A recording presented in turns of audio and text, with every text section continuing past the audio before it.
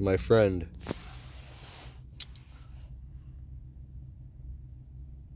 don't let people suck you into their frames. I have so much that I want to share with you that I don't get to, that I want to make a million videos. Under certain circumstances and struggles or stresses or issues, these amazing answers flow out of me in times of my own pain, and I see things on levels of clarity which I would not see for if it had not been for the pain and the hurt. So therefore, that is the significance of pain and hurt. It allows you, if you're open and receptive, to see things from a new perspective.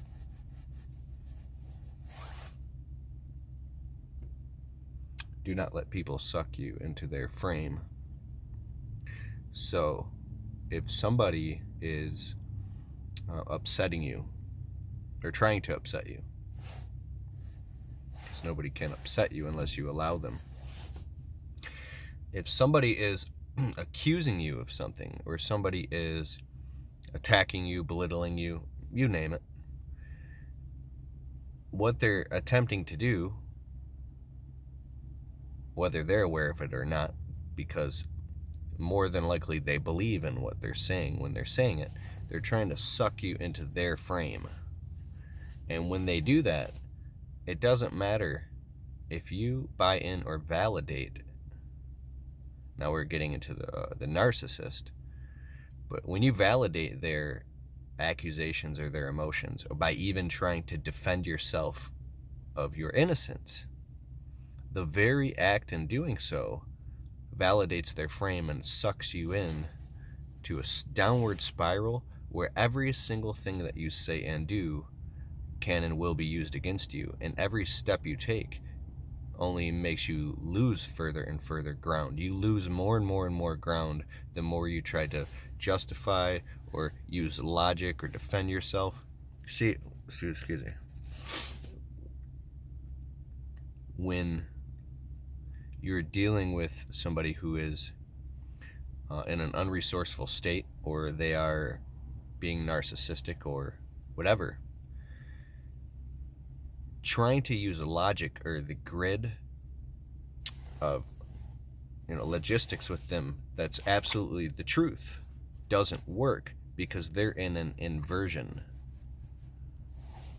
And what I'm saying is that you could, if somebody is screaming at you that 2 + 2 = 5, 2 + 2 = 5, you liar, 2 + 2 = 5, you could show them a million examples all throughout history and the laws of physics how 2 + 2 clearly equals 4. And if you show them that, you are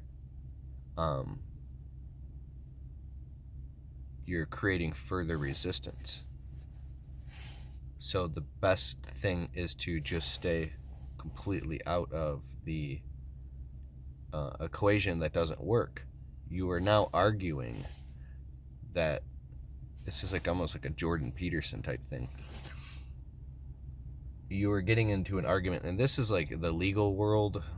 I don't know too much about it, but basically somebody can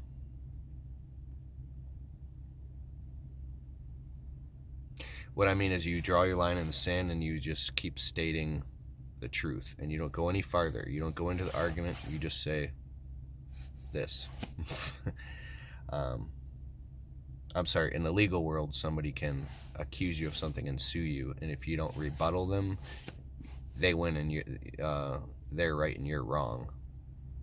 But when I talk about accusations, the great accuser, I have these visions of like people trying to pass through a Rubicon, through a gate, and in the gate they're held hostage, and like a million like swords and knives and barrels of guns and shotguns and all this stuff, and cameras and laser beams, and is all like a million of them on them at once, and they're in the center of this thing, and then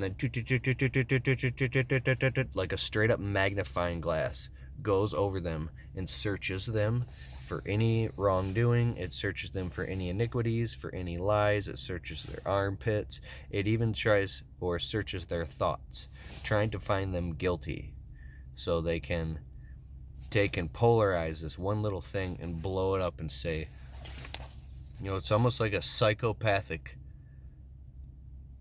nun or parent or somebody who flips over everything that you have and searches with a fine-tooth comb to find one little tiny thing. Well, then what is this, you liar? And it doesn't even have to be real. It can be imagined, real or imagined. So like you could be like, remember that time 6 years ago where you did this little white lie? Well, because time doesn't exist in psychological time, they're two totally different frames, and time actually doesn't exist. It's just a way that we calculate, what's going on, a frame of reference. Because you told one little white lie 6 years ago, I mean, I'm talking literally a little white lie, somebody can polarize on that and say, therefore, you are a liar and you will always be a liar. And I really like, that's what, now I'm thinking about Jesus Christ. That's why you're forgiven, right? So, like, it's almost like, I heard the story where this guy who was like, when he was a kid in a Catholic church, they would psychologically torment him. They would make him clean the inside of the church where all the pews are at.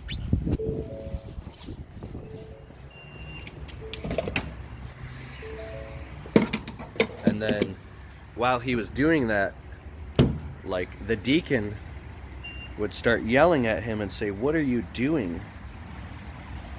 You're supposed to be outside sweeping the parking lot," right? And then, so the kid would get anxious and go, I was told I was supposed to clean the inside of the church. I don't want to get in trouble. No, you're supposed to be cleaning the outside of the parking lot. So the kid goes outside and he starts sweeping the parking lot. And then once he thinks everything's okay, then the pastor comes and starts ripping his head off, saying, "What the hell are you doing out here sweeping the parking lot when you were supposed to be inside cleaning the inside of the church?" And then they keep doing this back and forth until the boy breaks down and has a nervous breakdown, and then they can control him. So it's just one example, right? But behind the scenes, they're doing this. This is a plan, right? I'm obsessed with like psychological manipulation and control, and how to stay out of that type of stuff, and how to identify things like this.